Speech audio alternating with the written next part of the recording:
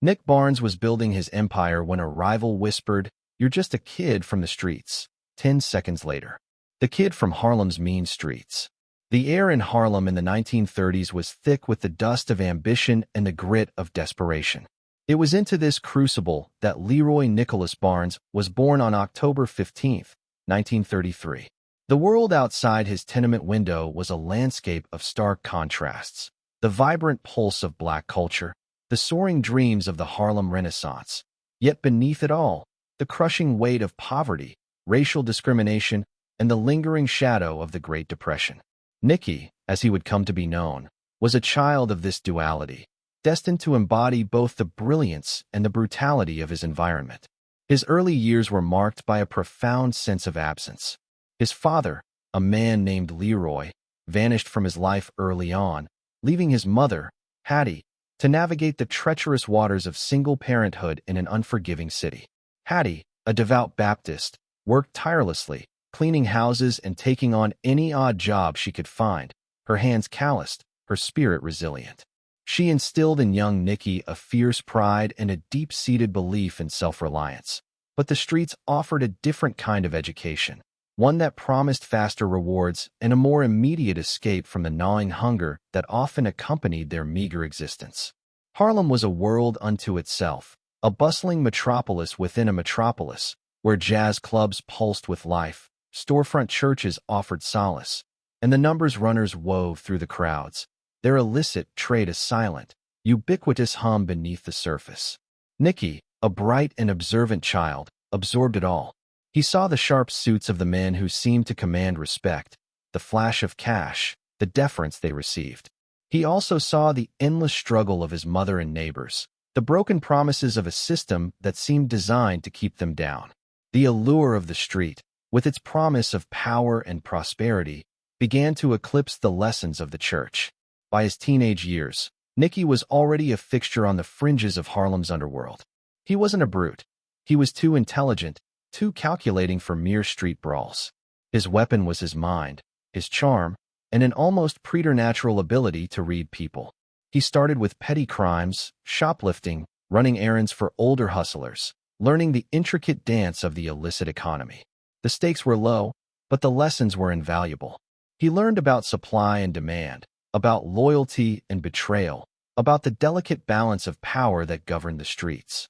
His first significant brush with the law came at the tender age of 19. The charge, possession of heroin. It was 1952, and the burgeoning drug trade was already casting a long shadow over Harlem. This arrest, and the subsequent prison stint, was not a deterrent, but rather an accelerated course in the criminal arts. Inside the cold, unforgiving walls of the penitentiary, Nicky found a new kind of classroom. He sought out the seasoned veterans, the men who had built empires and survived wars on the streets. He listened, he learned, he absorbed every detail about the logistics of the drug trade: sourcing, cutting, distribution, protection, and the intricate web of corruption that allowed it all to flourish. He devoured books, honing his intellect, understanding that knowledge was power, even in a world governed by brute force. He emerged from prison not broken, but sharpened, his ambition burning brighter than ever. He had seen the limitations of the small-time hustlers, the lack of vision, the chaotic nature of their operations. He envisioned something grander, something more organized, a true enterprise built on efficiency and strategic planning. The early 1960s Harlem drug scene was ripe for such a mind. It was fragmented, controlled by various factions, often clashing violently over turf. The Italian mafia held significant sway, but their grip on the street-level operations in Harlem was often indirect, relying on local black distributors who lacked a unified vision. Nicky saw the cracks in the system, the opportunities for a man with a plan. He was no longer just a kid from the streets. He was a student of the game, ready to apply his lessons and build an empire that would redefine the very landscape of Harlem's underworld. His charisma was undeniable, his intelligence sharp, and his ambition boundless. He was ready to make his move. If you're fascinated by the untold stories of Harlem's most notorious figures, subscribe to discover more hidden histories that shaped American crime. The mid-1960s in Harlem was a volatile period, a crucible of social change and simmering street wars. Nicky Barnes, now in his early 30s, was no longer a fresh-faced kid. He had spent the intervening years meticulously building his network, cultivating contacts, and establishing a reputation for shrewdness and reliability. He moved with a quiet confidence, his sharp suits and impeccably groomed appearance a stark contrast to the often grimy reality of the drug trade. He was a man with a vision, and that vision was about to be laid bare in a smoky backroom meeting that would forever alter the trajectory of his life. The room itself was a tableau of Harlem's underworld elite. A haze of cigarette smoke hung heavy in the air, mingling with the scent of cheap whiskey and stale ambition. Around a scarred wooden table sat a collection of hardened men, their faces etched with years of street battles and prison time. These were the established players, the old guard who had carved out their territories through violence and intimidation. Nicky, though younger, commanded a certain respect, but it was a grudging respect, tinged with suspicion. He had called this meeting a bold move for someone still considered an up-and-comer. Nicky leaned forward, his eyes scanning the faces around the table. He spoke with a calm, measured tone, outlining his proposal. He wasn't talking about simply expanding his turf. He was talking about revolutionizing the entire operation. He envisioned a more organized, corporate-style drug enterprise, a unified front that would minimize internal conflicts, maximize profits, and create a more efficient distribution network. He spoke of quality control, pricing strategies, and a system of shared intelligence that would benefit everyone. It was a radical idea, a departure from the chaotic, every man for himself mentality that had long dominated the streets. A low chuckle rumbled from the far end of the table. It came from a man named Big Mike, a hulking figure whose reputation for brutality preceded him. Big Mike had been in the game since before Nicky was born, his face a roadmap of scars, and his eyes cold with cynicism. He took a long drag from his cigarette, exhaled slowly, and then, with a dismissive wave of his hand, he uttered the words that would ignite the fire in Nicky Barnes. "You're just a kid from the streets, Nicky. You don't know how this game is played." The words hung in the air, thick with contempt. A ripple of nervous energy went through the room. Other dealers shifted uncomfortably, some smirking, others watching Nicky intently, waiting for his reaction. It was a challenge, a public humiliation designed to put him back in his place, to remind him of the pecking order. For a full 10 seconds, the only sound was the crackle of the dying cigarette and the distant wail of a siren from the streets below. Nicky didn't flinch. His expression remained unreadable. His eyes, however, held a dangerous glint. He didn't raise his voice, didn't resort to threats of violence. Not yet. Instead, he reached into his impeccably tailored jacket and pulled out a slim, leather-bound ledger. He placed it gently on the table, then slid it across to Big Mike. "You say I don't know how this game is played, Mike?" Nicky's voice was soft, almost a whisper, yet it cut through the tension like a razor. "Perhaps you haven't been paying attention." He then proceeded to calmly, methodically, dismantle Big Mike's entire operation, not with fists, but with facts. He pointed to specific entries in the ledger, detailing the precise quantities of product Big Mike had been moving, the names of his key distributors, even the routes his couriers were taking. Then came the coup de grace. "And these 3 suppliers," Nicky continued, tapping 3 names in the ledger. "The ones you rely on for your purest product? They've been working exclusively with me for the past month. Your supply chain, Mike, is now my supply chain." The room went silent. The smirks vanished. Big Mike's face, usually a mask of hardened indifference, slowly drained of color. He stared at the ledger, then at Nicky, a dawning realization spreading across his features. This wasn't just a kid from the streets. This was a strategist, a chess master who had been playing several moves ahead. Nicky hadn't just challenged him. He had already won. He had infiltrated Big Mike's operation, turned his people, and cut off his lifeblood, all without firing a single shot. It was a masterclass in psychological warfare, a chilling demonstration of intelligence and ruthlessness. The atmosphere in the room had shifted dramatically. The other dealers, who moments before had been ready to dismiss Nicky, now looked at him with a mixture of fear and newfound respect. Big Mike, defeated, could only nod slowly. The message was clear. Nicky Barnes was not to be underestimated. This confrontation, this 10-second display of calculated power, was the moment Nicky Barnes truly arrived. It was the turning point, The moment the kid from the streets proved he was destined to be king. If this story of ambition and power is gripping you, hit that like button to support more deep dive historical content. The mid-1960s confrontation was more than just a personal victory for Nicky Barnes. It was a blueprint for his future.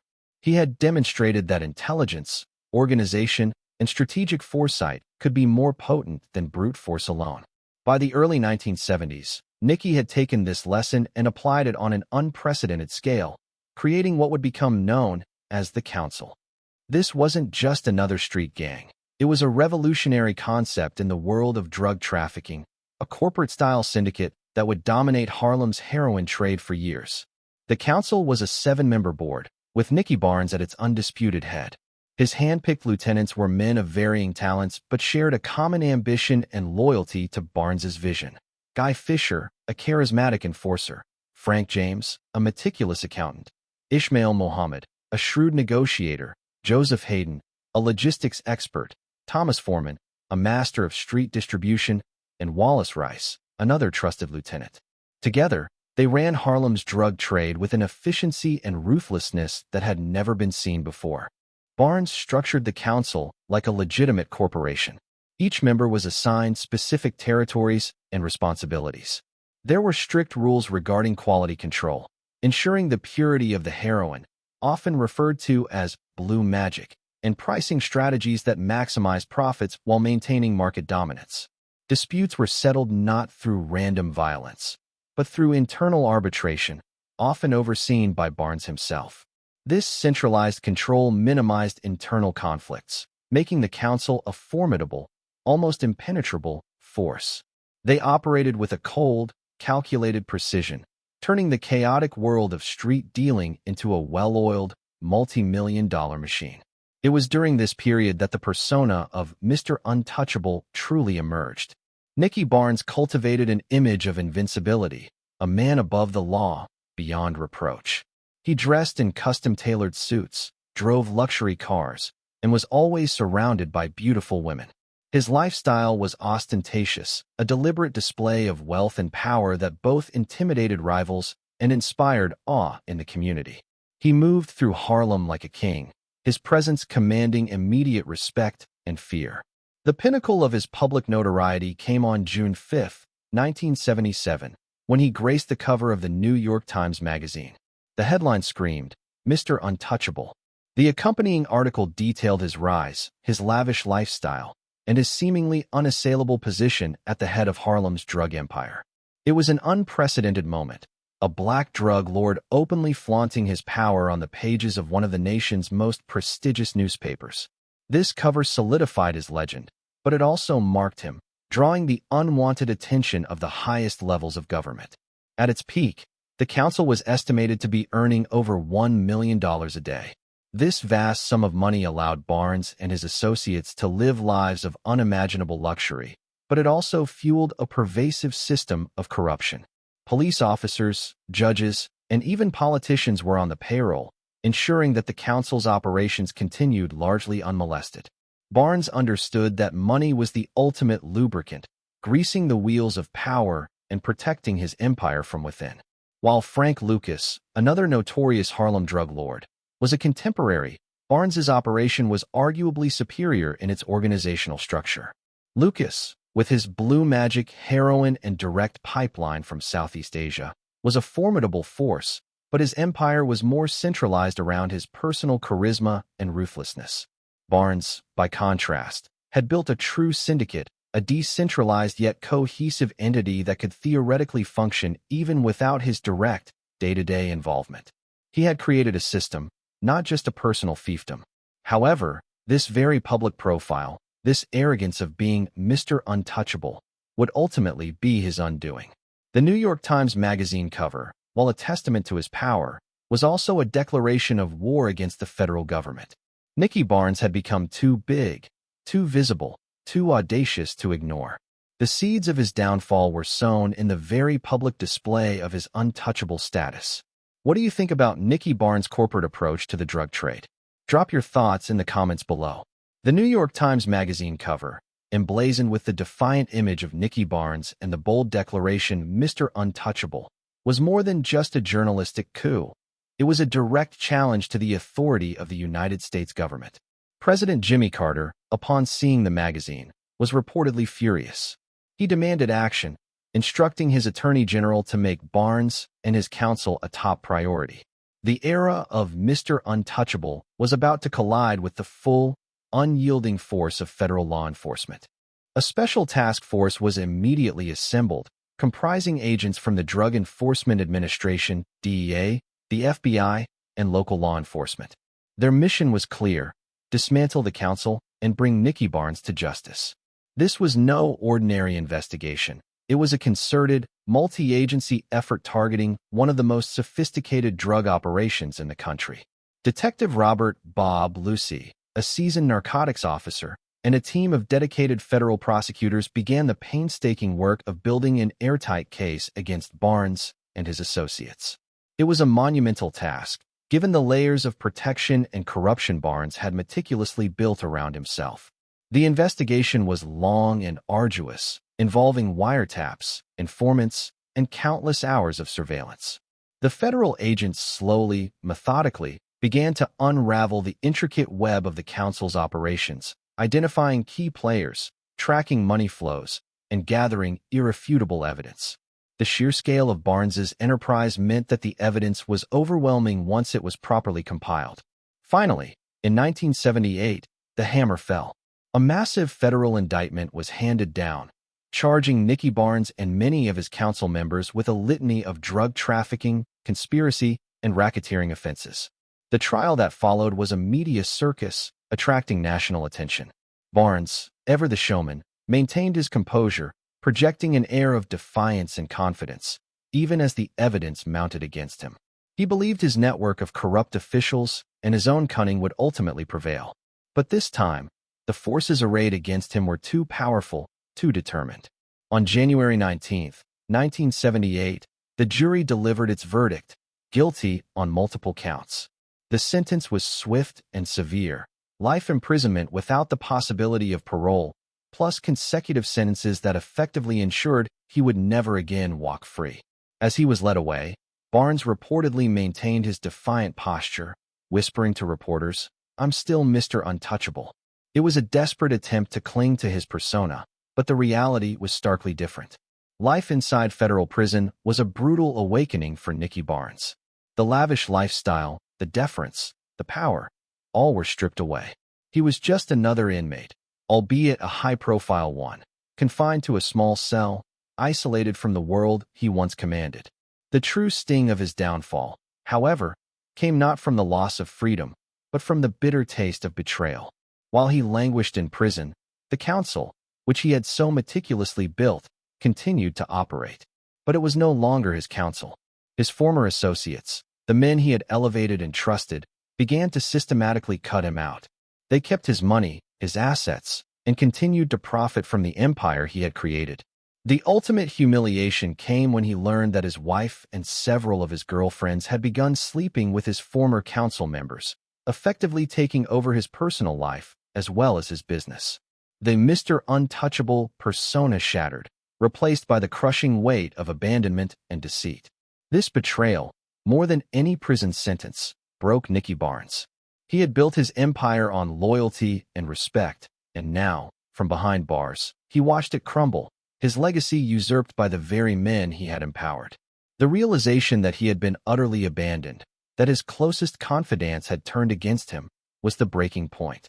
The man who had once been so untouchable was now consumed by a burning desire for revenge.